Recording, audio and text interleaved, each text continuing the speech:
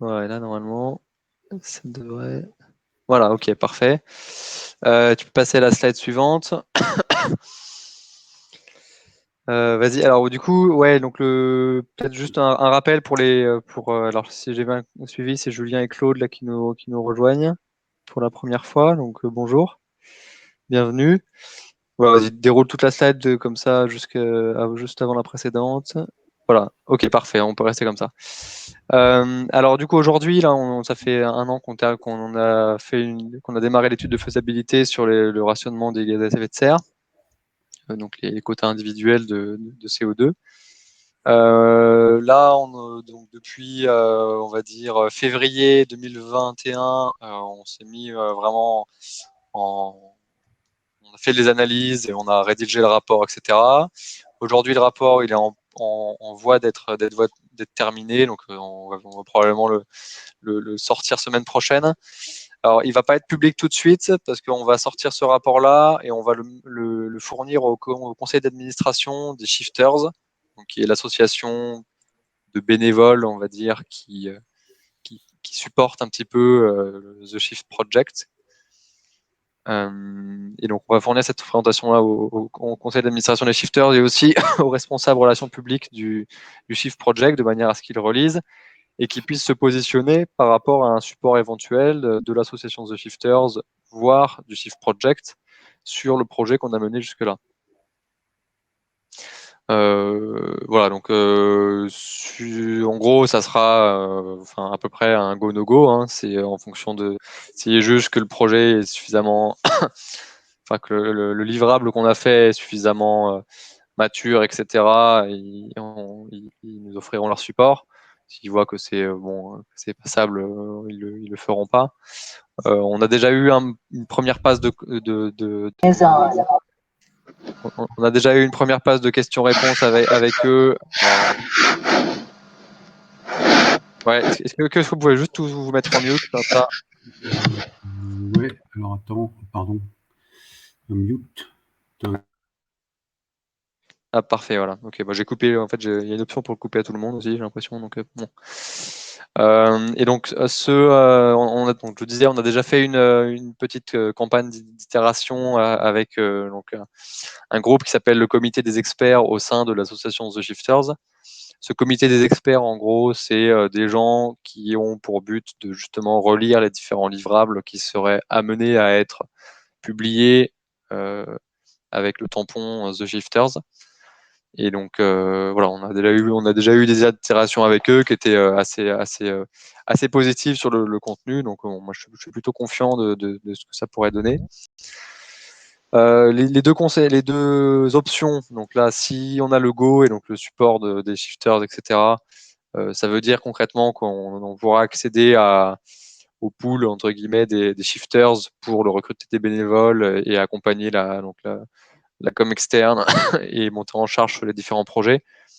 Donc la com externe, c'est important, mais aujourd'hui, par exemple, voilà, l'animation des réseaux sociaux, ce genre de trucs, aujourd'hui, on est un peu débordé pour pouvoir le faire. Et puis il y a des gens dont c'est presque le métier de faire ça, quoi. Voilà. Et puis accessoirement, c'est aussi un très bon tremplin pour monter en visibilité, on va dire vis-à-vis du public. Parce que voilà, ils ont quand même pignon sur rue maintenant et ils sont connus parce que c'est pas la première fois qu'ils sortent des études et des livrables qui sont globalement pertinents, quoi. Voilà, et si jamais bon c'est un no-go, et ben on continuera comme on a toujours fait, hein, c'est bon, ça sera, de ce que j'ai compris, c'était pas si binaire que ça. C'est que si jamais les shifters n'endossent pas le projet, ils pourraient quand même nous mettre à disposition un certain nombre de choses pour nous accompagner. Voilà. Donc là, aujourd'hui, le deal que j'ai eu avec donc les journées shifters, c'est qu'on leur envoie le rapport. On met 2, 3 semaines après, on met un point pour avoir leur retour. Et voilà. Et donc la relecture qu'ils feront, moi j'ai demandé à ce que ça soit quelque chose de assez haut niveau sur le fond. voilà, enfin, on va pas s'amuser à corriger des typos. Enfin, ils vont pas s'amuser à faire des commentaires pour corriger des typos, quoi. Donc ça sera pour adresser vraiment le fond, pour que ça soit compatible, on va dire, avec les lignes éditoriales, si on peut dire, de cette association. Voilà, mais bon, ils m'ont tous dit que c'était la première fois qu'ils allaient publier quelque chose d'aussi, une étude aussi conséquente, etc. Et d'après les retours du comité des experts, j'en ai plutôt confiance sur la qualité du livrable. Donc moi, je pense que on a quand même pas mal de chance de notre côté.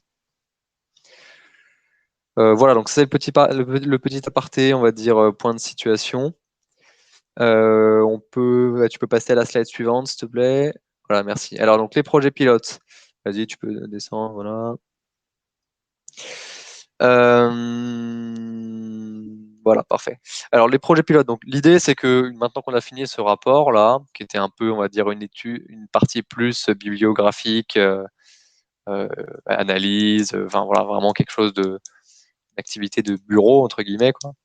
Là, maintenant, ce qu'on va vouloir faire, c'est commencer à créer des projets qui permettent de rentrer un peu plus dans le concret et de mettre en pratique finalement les notions qu'on a étudiées jusque-là, à savoir la comptabilité carbone individuelle et la notion de limite aux émissions. Donc là, il y a pas vraiment de limite sur les projets pilotes qu'on peut mettre en place. Hein, donc si vous avez des idées en plus par rapport à ce que je vais vous lister après, on peut très bien enfin, j'ai préparé un doc pour qu'on puisse les lister. Bon, il faudra qu'on priorise de toute façon en fonction des ressources qu'on a, hein, donc a fortiori en fonction du résultat du résultat on va dire de l'itération avec les shifters là. Mais bon, l'idée voilà, c'est que vraiment ça peut être n'importe quel projet qui vise à promouvoir la notion de comptabilité carbone individuelle ou la notion de limite aux émissions. Donc des choses, ça peut aller d'une vidéo pour rendre le concept plus accessible à vraiment des projets comme on va le voir un peu après qui sont où on va impliquer pas mal de personnes dedans, etc. Et le but c'est c'est vraiment de l'impact. Donc l'équipe projet, ça va être les gens qui vont participer au projet en question. Donc l'idée c'est qu'à la fin de cette présentation là, vous pourrez vous positionner. Bon, j'enverrai un mail un peu à tout le monde aussi, hein, pour que les gens qui n'étaient pas là ce soir puissent avoir l'info. Mais pour que les gens puissent se positionner un petit peu sur pour le projet enfin, sur lequel ils trouvent de l'intérêt. Au niveau de l'engagement, bon, enfin, il y a pas d'engagement. Enfin, on est tous bénévoles, etc. Donc, ça n'a pas forcément beaucoup de sens de faire signer les gens. Par contre, je pense qu'il est intéressant, ça serait de pouvoir donner une visibilité aux autres membres de l'équipe projet sur voilà, la durée pendant laquelle vous pensez pouvoir être disponible. C'est pas quelque chose d'irréversible, hein, si jamais ça peut être à minima et puis ensuite ça peut augmenter un peu. Voilà, histoire que l'organisation soit facilitée sur ces différents projets pilotes. Parce que voilà, quand on va commencer à aller voir des interfaces externes et vraiment mettre en place des choses, il faut qu'on puisse bâtir un petit peu des plans à 3 mois, par exemple, pour avoir un peu une visibilité sur les activités du projet, quoi. Voilà, et donc ensuite pour chaque proposition de projet, donc l'idée c'est de définir le projet, donc déjà quel va être son objectif, l'état de l'art de ce qui existe déjà, en quoi ça va être différenciant, enfin, qu'est-ce qui va être spécifique à ce projet finalement par rapport à un projet qui sera déjà existant. Alors les projets déjà existants, ça peut être hyper large, hein, ça peut être des projets shifters, ça peut être enfin, des choses qui existent déjà, des projets qui sont portés déjà par d'autres associations. Enfin, voilà, c'est complètement libre, quoi.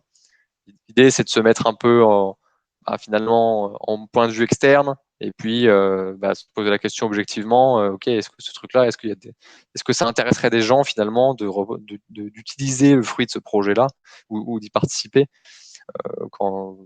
vis-à-vis du projet.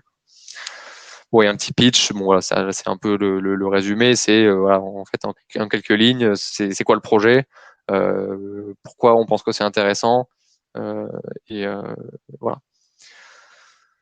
Ensuite, donc, il faudra qu'on définisse les moyens requis. Donc, ça va être finalement donc les financements, c'est peut-être plutôt après, mais donc les compétences, les partenaires, enfin, de quoi on va avoir besoin pour monter ce projet finalement, moyens techniques, moyens financiers, etc.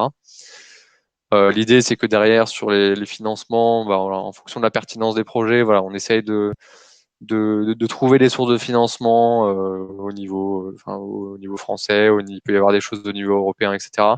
C'est pas des choses qui se font du jour au lendemain, donc c'est quelque chose qu'il faut pouvoir, on va dire, travailler assez tôt. Voilà, on se fera accompagner aussi par les gens qui vont bien pour monter les dossiers quand il y aura besoin. Mais voilà, l'idée c'est de avec quoi, avec quoi on va faire ce projet. Identifier assez tôt finalement euh, quels vont être les principaux drivers en termes de moyens pour qu'on puisse se préparer à les trouver. Ouais, monter l'équipe, bon, là, ça, on fera un peu, on fera, ça va être finalement plutôt le premier point. Voilà, suite à cette présentation, l'idée, ça sera que on définisse les projets, que les projets qu'on porte en tout cas, et que chaque projet se constitue autour de quelques personnes. Ok. Et vous n'hésitez pas à m'arrêter hein, si jamais vous avez des questions. Vas-y, tu peux passer à la suite, Francis. Voilà, merci.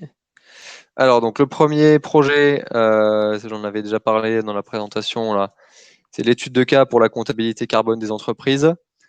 Donc là, si vous vous rappelez la présentation, c'est des graphiques avec donc l'entreprise qui doit équilibrer ses flux de carbone entrants avec ses flux de carbone sortants. Ça aujourd'hui, donc on a rédigé un cahier des charges vis-à-vis d'un cabinet d'experts comptables qui était partant pour nous aider. Ce cabinet d'experts comptables, donc il était un cabinet en formation. Ils ont un doctorant qui est en train de passer son diplôme d'expert comptable et qui voilà, il serait intéressé de faire travailler cette personne-là sur le sujet. Donc il s'occuperait de faire la supervision technique, etc. Parce que bon, nous on n'est pas tous experts comptables. Mais voilà, l'idée c'est que moi j'ai eu leur accord de principe et donc voilà. Maintenant il faut qu'on fasse un point avec eux pour avoir le retour sur le cahier des charges qu'on leur a envoyé, itérer un petit peu sur ce cahier des charges avec eux pour clarifier les points qui nécessitent de l'être, de manière à ce que voilà, pour eux, ça leur parle et ils aient une bonne vision de où est-ce qu'il faut aller. Voilà. Puis ensuite, il faudra qu'on discute avec eux de le time frame pour faire ça, enfin à quelle échelle de temps ils comptent le faire, et ils nous ont demandé aussi, enfin je leur ai demandé aussi de nous faire un budget prévisionnel. Et ensuite, nous, il faudra que du coup, on aille démarcher des pourvoyeurs de fonds, donc ça pourrait être l'ADEME par exemple, ou d'autres, voilà, pour démontrer on va dire que ce projet a du potentiel, enfin vendre le projet finalement aux pourvoyeurs de fonds pour que ce projet voit le jour. Voilà, donc ce premier projet pilote, bon, vous l'avez compris, il est un peu crucial dans le cadre de l'allocation climat parce que c'est sur ça qu'on a décidé de faire reposer l'ensemble de l'étiquetage carbone des différents biens et services. On pense que c'est une manière de faire qui est systémique et qui répond du coup de manière pertinente à la proposition allocation climat, enfin aux besoins de la proposition allocation climat. Voilà, donc ça c'est un premier projet. Un deuxième projet, du coup, c'est dont j'en avais parlé aussi. Là, l'idée, enfin le constat plutôt, c'est de dire que aujourd'hui, les gens sont souvent se retrouvent souvent pas outillés / seuls face aux enjeux climat. Euh, Parce qu'il y a, voilà, il y a une notion déjà de formation à avoir pour comprendre finalement les enjeux, etc. Et les leviers d'action qu'on a. Et puis il y a la notion de juste comment on fait pour réduire son empreinte carbone, par où on commence. Voilà, c'est quelque chose de quand même assez, on va dire, significatif comme démarche personnelle de quelqu'un qui se mettrait à calculer son empreinte carbone et à mesurer pour réduire, etc. Voilà, c'est vraiment quelque chose qui n'est pas encore vraiment trop on va dire, c'est quelque chose qu'on veut développer avec l'allocation climat. Alors, et du coup, l'idée de ce projet-là, c'est de dire, il y aura alors, il y aura un premier module qui serait développer des parcours de formation ou plutôt agréger des contenus pour créer des parcours de sensibilisation sur le climat. Ça peut être assez, enfin, c'est assez complètement à définir le contenu de ces parcours. Mais l'idée, c'est d'avoir une première brique sensibilisation. Ensuite, il y aura la deuxième brique, ça serait donc, on va dire mettre un coup de démarreur. Le coup de démarreur, ça serait l'atelier d'automne qui est donc que vous connaissez peut-être. En gros, enfin personnellement, moi je l'ai pas fait, mais donc j'ai vu un peu à quoi j'ai pu voir un peu à quoi ça ressemblait par les dires de certains d'entre vous. C'est de faire un espèce de bac à sable pour tester les stratégies de réduction des émissions de gaz à effet de serre de manière individuelle, mais aussi sur des aspects collectifs. Il me semble que les participants à l'atelier peuvent prendre le rôle d'une collectivité, d'une entreprise, etc., et de réagir finalement et de tester les stratégies face aux besoins de réduction. Donc ça, c'est intéressant, cette formation-là, parce que c'est vraiment le coup de démarreur, on va dire, le temps de l'atelier, donc pendant 1 heure, 2 heures, quelques heures, quoi, où les gens se mettent dans l'optique vraiment de OK, on réduit, comment on s'y prend.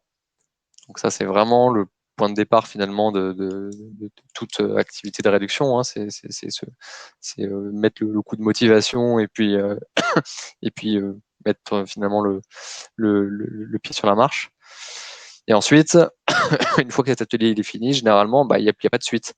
Il n'y a rien qui est donné comme suite. Et du coup, nous, ce qu'on proposerait, c'est au sein des entreprises, des organisations, pouvoir donner une suite ce premier contact finalement avec la notion de réduction des émissions de gaz à effet de serre et de limites, etc. Et donc, ce premier contact-là, c'est quelque chose qui est encore à définir. On a imaginé, par exemple, de pouvoir mettre en place au sein des cantines un étiquetage des différents menus, etc. Et puis que la personne à la fin, elle ait sur son ticket le contenu en carbone de son menu, pouvoir mettre en place des limites ou alors un peu en mode jeu, de pouvoir faire des espèces de challenge pour pouvoir justement jouer avec ce concept de limite, quoi. Voilà, donc sur ce sujet-là, il y a Mickaël qui a beaucoup travaillé déjà, qui a fait beaucoup de prises de contact. Alors, ce projet pilote-là, il a un potentiel derrière de faire vraiment de créer une entreprise derrière pour vendre ce genre de service-là. Parce que voilà, ce que Mickaël a vu, c'est qu'il y a vraiment une véritable demande de pas mal d'organisations qu'il a pu contacter pour ce genre de choses, finalement, un espèce voilà, de parcours qui dépasse la simple formation, mais qui non seulement sensibilise, mais aussi outille et permet aux gens de se sentir un peu plus acteurs finalement dans la réduction de leurs émissions. Voilà, donc ça, sur ce sujet-là, ça sera Mickaël le point de contact. Ensuite, un troisième projet pilote, c'est donc l'expérimentation à échelle territoriale réduite. Donc là, l'idée, c'est de faire l'allocation climat sur l'échelle d'une commune. Et donc, par exemple, de trouver des gens qui seraient des commerçants qui seraient volontaires pour afficher le contenu carbone de leurs produits, là. De trouver des citoyens qui seraient intéressés aussi pour participer à cette expérience où finalement, voilà, ils peuvent mesurer leur empreinte carbone et finalement gérer aussi entre guillemets leur quota. On pourrait voir si on met en place le mécanisme d'échange ou pas. On pourrait, c'est une complexité supplémentaire, mais qui peut être intéressante. Mais voilà, l'idée, c'est qu'il y a déjà ça a déjà existé dans certaines villes. Et en Finlande, il y a une ville qui avait fait ce genre de truc. Bon, plus pour la mobilité, il y avait une notion de quota au niveau de la mobilité. Et donc, et c'est pareil, c'était un peu sous la forme de jeu. Si jamais on dépassait le quota, ben, c'était pas grave, hein. Fondamentalement, on n'était pas, enfin, on s'arrêtait pas de vivre, quoi. Et ceux qui dépassaient pas leur quota, bah, ils pouvaient avoir derrière enfin, aller faire réparer leur vélo dans un atelier X ou Y. Enfin, voilà, il y avait un peu une gamification du truc. Là, l'idée, c'est voilà, ce qui serait intéressant, c'est qu'on arrive à mettre en place ça avec des communes qui seraient partantes, même si c'est un noyau petit au début. En termes d'utilisateurs, ce qui serait intéressant de faire, c'est que la chose puisse être réplicable et que s'il y a une deuxième commune qui nous dit ah bah tiens ça nous intéresserait aussi, ou même un groupe d'utilisateurs, voilà, quelconque, bah, on pourrait finalement répliquer ce truc-là. Voilà, donc tout ça, bon, c'est assez vague aujourd'hui encore, hein, mais c'est autant de choses qui vont être à réfléchir et à imaginer ensemble, pour que ça devienne réalité, quoi. Voilà, et donc oui, petit aparté sur l'infrastructure. Donc effectivement, ça nécessite un certain nombre de choses. Il faudra qu'on voit dans quelle mesure. Enfin, il y a plein de partenaires potentiels qui aujourd'hui euh, gèrent déjà des infrastructures de paiement en carbone entre guillemets. Euh, il y a les monnaies, il y a pas mal de monnaies locales qui commencent à se développer. Ça pourrait, enfin, c'est quelque chose qu'on pourrait envisager d'approcher ces gens-là pour leur proposer un petit peu, une fois qu'on aura maturé un peu plus le sujet, pour leur proposer de faire un partenariat, etc. Voilà. Et puis là aussi, au niveau du financement, voilà, je veux dire, tout est, la petite phrase de Michael, c'est qu'il y a beaucoup d'argent, et puis, enfin, il y a beaucoup d'argent qui est disponible sur ces trucs-là, et puis il y a beaucoup de gens qui savent pas trop quoi en faire. Donc, à partir du moment où on a un projet qui intéresse et puis qu'on démontre aux pourvoyeurs de fonds que non seulement on a un projet qui semble tenir la route, mais en plus on a des gens qui sont prêts à participer, etc., et qu'on montre quelque part la plus-value du projet, voilà, c'est un message qui est assez fort, quoi. Voilà, on peut passer sur la suite. Ouais. Alors, donc, effectivement, ensuite, d'autres projets, d'autres idées de projets pilotes. Alors, enfin, ouais, c'est ça. La première, c'est une note de mise en place. Alors bon, là, c'est plus un livrable qui est en train d'être porté par le pôle mise en œuvre opérationnelle du projet, qui travaille finalement pour. Le but, c'est de détailler un petit peu comment est-ce qu'on mettrait l'allocation climat en place. Dans le rapport voilà, qui va bientôt paraître, on s'est attaché à dire à quelle tête ça devrait avoir, à quoi ça devrait ressembler, quelles sont les contraintes.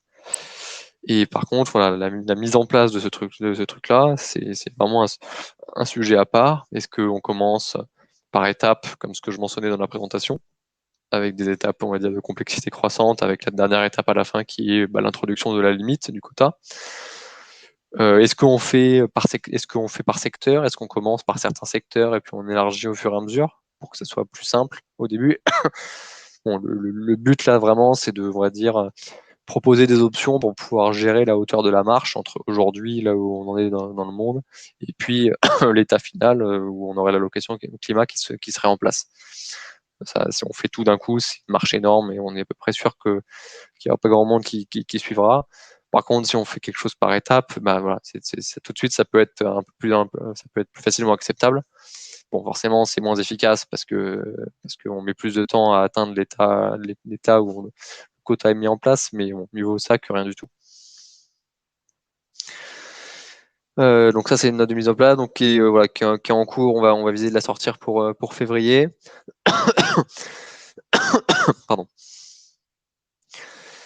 Et ensuite, du coup, on a une note d'analyse. Alors là, l'idée, c'est de démarcher des économistes. Donc moi, je suis en train d'avoir des contacts avec des économistes atterrés. Là, c'est les économistes, on va dire, hétérodoxes, qui sont pas forcément dans le courant actuel, ou enfin, dans le courant classique, on va dire. L'idée, c'est avec le concours de ces gens-là, on puisse mettre sur pied une espèce de publication où on compare la taxe carbone compensée, l'allocation climat, les quotas aux producteurs. voilà, ce qui est important, c'est de comparer des choses qui ont un périmètre un peu similaire, au sens où la taxe carbone compensée, il y a aussi une notion de redistribution. Voilà, mais du coup, c'est faire une étude un peu approfondie sur ce sujet-là.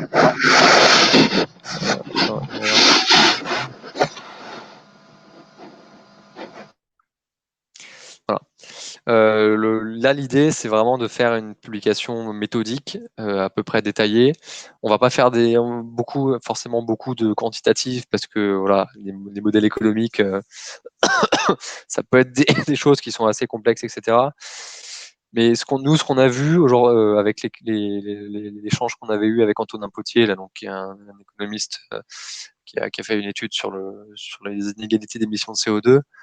Ce qu'on a vu, c'était qu'en fait, les économistes aujourd'hui, enfin, il y avait un espèce de retard finalement dans enfin, je ne veux pas dire retard mental, parce que c'est péjoratif, mais il y avait un retard de modélisation sur les modèles qui gèrent, qui font que en fait, ils sont pas capables enfin, qu'aujourd'hui en tout cas, ils sont pas en mesure d'intégrer l'ensemble des effets qu'on peut intuiter comme ça quand on réfléchit au problème d'une taxe, par exemple.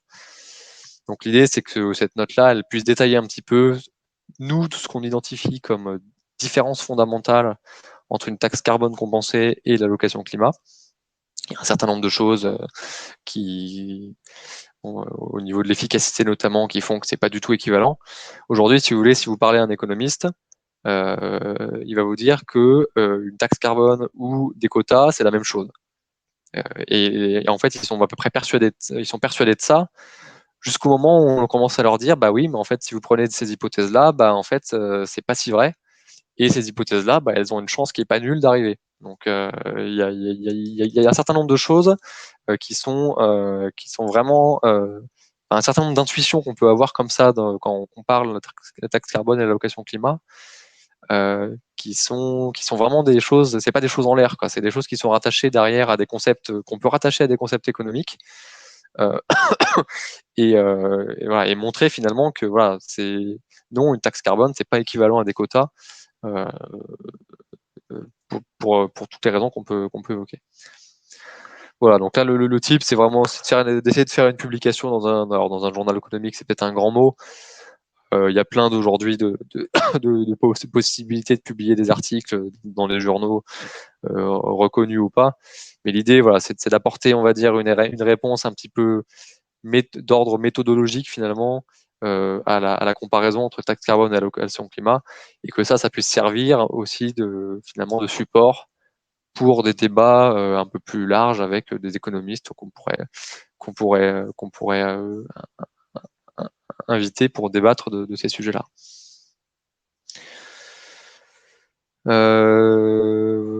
Voilà. On peut passer. Alors après, je sais plus s'il y a s'il y avait une slide en plus ou pas.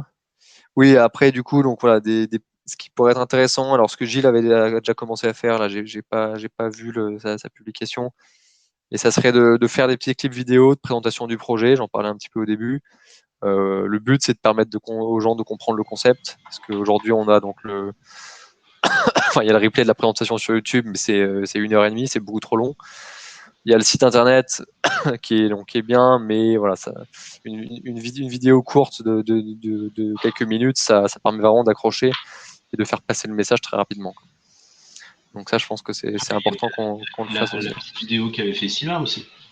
Oui, c'est ça, la vidéo qu'a fait Sylvain, la vidéo. L'idée, c'est ça, c'est que Sylvain, il avait fait un draft de vidéo pour voir ce que ça pourrait donner.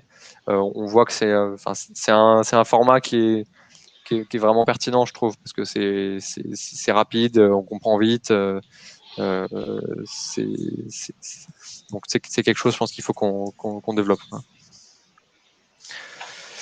Voilà. Donc je sais pas si donc ça c'est une liste non exhaustive. Après, s'il y a d'autres idées, je pense que on peut tout à fait recenser les idées sur le Google Drive. Ce que je vais faire peut-être, c'est que je vais vous donner le lien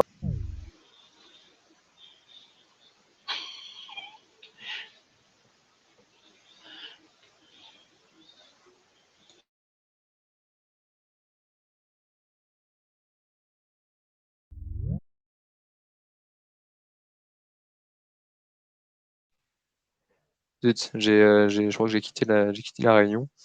Bon, je me revoilà. Donc oui, Julien et Claude, peut-être pour vous préciser un peu le contexte. Donc aujourd'hui, on utilise comme moyen d'archives et de partage documentaire, on utilise un Google Drive. Donc dedans, tous les documents sont des Google Docs, voilà, ça permet de faire de l'édition collaborative des documents.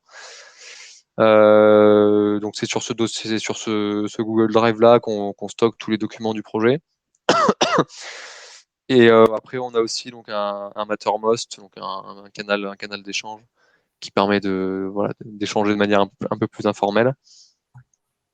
Donc, je vais essayer. Concernant, Vianney, tu sais, concernant les petits clips vidéo là, à l'époque du GTCOM, Marie, elle avait fait justement une petite vidéo là en mode post-it, je crois. C'était, tu sais, des post-it qui se Oui, suivaient les uns aux oui, oui, autres. oui, oui, c'est Alors, vrai. c'était pas vraiment peut-être, enfin, je sais pas si c'était assez spécifique ou si c'était peut-être un peu plus grosse maille pour ceux qui connaissaient vraiment pas le sujet. Je sais pas si ça se prêtait vraiment bien à ce que tu veux là comme clip vidéo pour les projets pilotes, mais voilà, il y avait ce truc-là qui existait déjà. Oui, c'est vrai, c'est vrai. Il me semble que c'était assez haut niveau. Après, ça mériterait on regarde ce qu'elle a fait pour voir dans quelle mesure on peut le mettre en valeur sur le site, Ouais, parce que ouais, tout à fait. voilà, quelque part. De toute façon, on avait identifié qu'il y avait besoin de formats différents. Il y avait besoin d'un format 2 minutes pour les gens qui connaissent rien et qui veulent découvrir en 2 minutes. Puis après, on a besoin de choses plus longues pour pousser des messages un peu plus détaillés. Ouais, ouais. Ouais, tout à fait. Voilà, l'idée c'est de dire entre guillemets, on segmente un peu le marché, on regarde qu'est-ce qui serait pertinent comme clip ou comme support pour répondre aux différents besoins, quoi. Et puis on fait ça, quoi.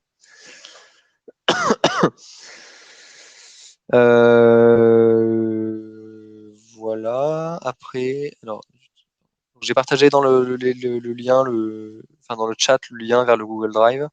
Vous pouvez aller voir, vous balader dedans. Je sais pas s'il y a une slide après, je me souviens plus. Francis, si tu peux cliquer encore. Oui, non, a priori, j'arrive pas à aller plus loin que la slide 5. D'accord, ok, bon bah du coup ça veut dire que c'était le dernier truc. C'est la dernière, oui. Voilà.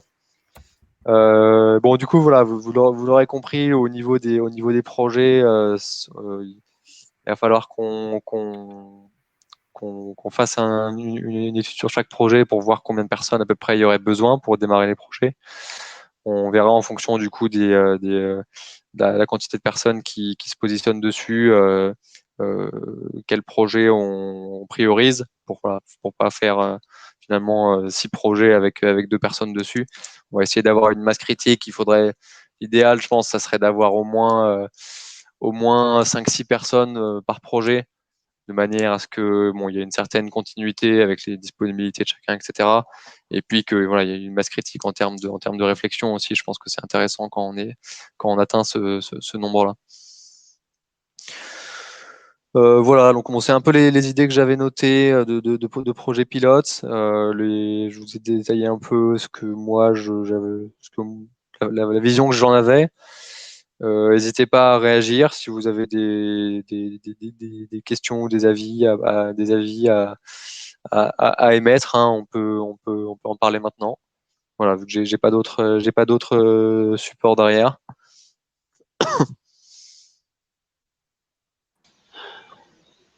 Je vais me présenter, je suis Claude et donc je suis shifter, je suis membre du groupe local Aix-Marseille et du groupe Culture.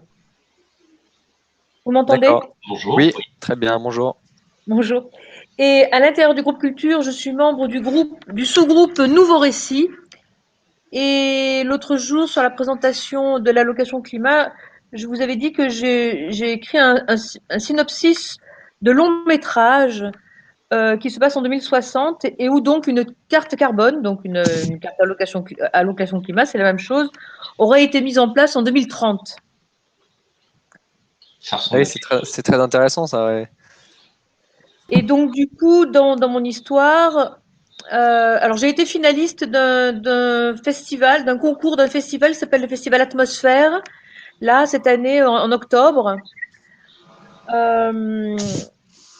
Donc il faut que je développe ce projet.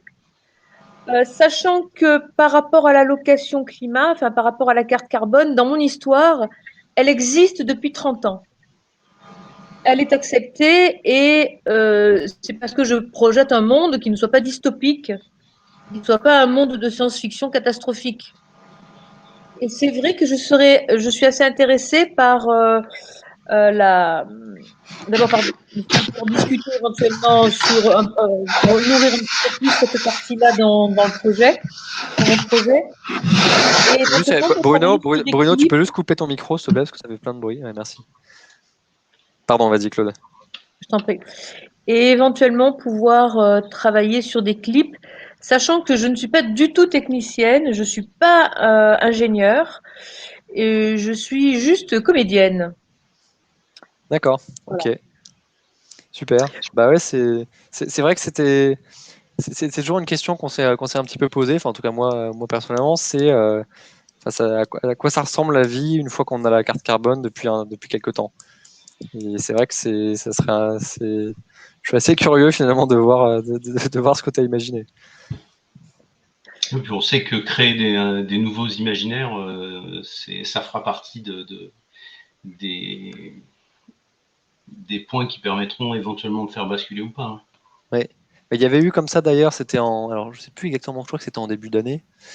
Il y avait eu l'association Futur Proche qui avait fait un petit atelier comme ça sur donc le Futur Proche était une association qui visait à créer des récits justement on va dire de futurs souhaitables.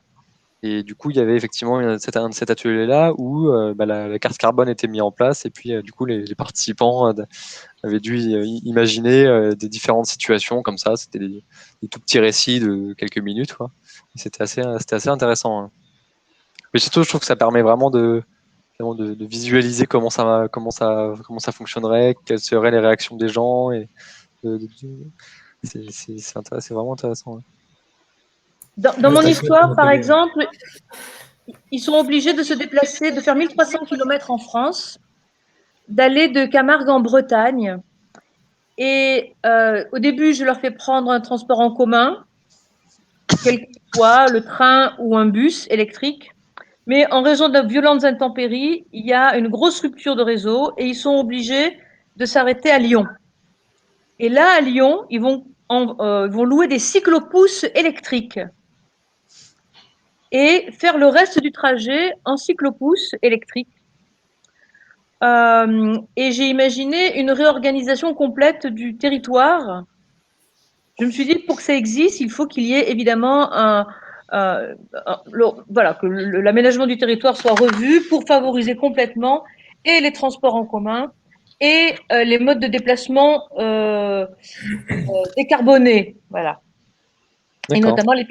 Et notamment de transformer éventuellement des départementales en pistes cyclables plutôt que de construire des pistes cyclables, etc.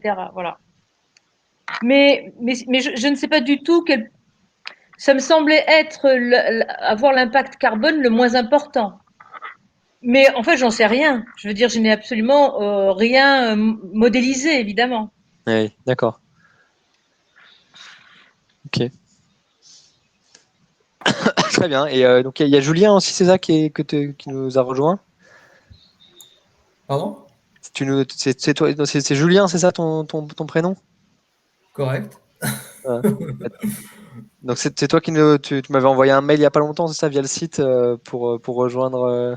Pas du Pour tout. rejoindre- Non? Le site j'ai participé à l'écriture. J'y Ah suis ok. tombé. Ouais, ouais.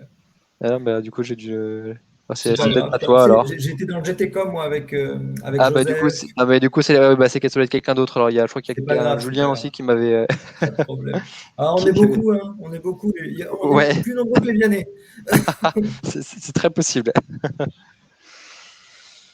Ok, bon bah très bien. Bah voilà, je vous propose peut-être qu'on s'arrête là. Je vous envoie le lien vers la feuille pour choisir le projet sur lequel voilà, vous seriez intéressé pour participer. Et puis on en reparle une fois que c'est fait. Et voilà, sachant que du coup là le gros enjeu là du mois, c'est c'est la mise en enfin, l'envoi du rapport et puis du coup le retour des shifters qui enfin, vous l'avez compris, qui va nous permettre potentiellement de passer vraiment à une vitesse supérieure au niveau du démarrage de ces projets. Bon, bah écoutez, je vous souhaite une bonne soirée et puis je vais vous envoyer un mail à tout le monde là, avec le lien pour vous inscrire. Ça marche. Merci, Yannick. Bonne Merci soirée. beaucoup, bonne soirée. Ciao. Salut. Ciao, ciao. Julien, Ouais. avant que ça coupe, est-ce que tu pourrais me filer ton numéro de téléphone? C'est bon, j'ai pris le tien. Ok, je te rappellerai avec un fixe parce que chez moi, il y a très peu de réseau. Ouais, on s'appelle demain. On s'appelle demain, mais demain après-midi, si tu veux bien. C'est parfait. Ça marche? Ouais, Bon, je mais t'appelle écoute, tu t'appelles Julien comment? demain. Anxiona. Julien Anxiona. Ok, Oui. moi je m'appelle Claude Leca. Claude Leca. Très bien, et ben enchanté Claude. On s'appelle demain. Ça marche, à À demain, au plus, revoir. bonne soirée, bye bye.